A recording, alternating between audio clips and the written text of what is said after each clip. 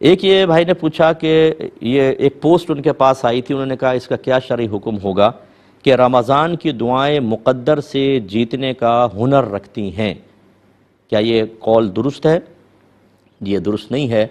اصل میں دیکھیں، جو مقدر ہے، مقدر، تقدیر، نصیب، قسمت، یہ اللہ تبارک و تعالیٰ کے حقیقتاً ازلی فیصلے کو کہتے ہیں جو اس نے مخلوق کے بارے میں کر دیا ہے۔ تو لہٰذا یہ اسی لیے قسمت کو برا کہنا ٹھیک نہیں ہوتا،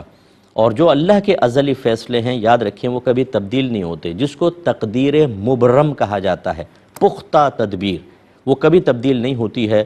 حتیٰ کہ ہمارے ہاں یہ مطلب مسلمہ اصول ہے، علم العقائد کے اندر یہ مسئلہ درج ہے کہ اگر انبیاء علیہم السلام بھی عدم توجہی کی بنا پر اللہ تبارک و تعالیٰ کی تقدیر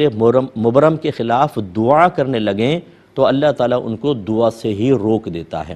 یعنی اس میں کوئی چینج نہیں آتا۔ اس میں اور بھی تفصیل ہے، اگر آپ چاہیں تو یوٹیوب پہ جائیں، لکھیے گا تقدیر کا بیان بائے مفتی اکمل، اس بیان کو ایک دفعہ سن لیں تو اور تقدیر کے متعلق الحمدللہ وضاحت ہو جائے گی۔ اب اپنے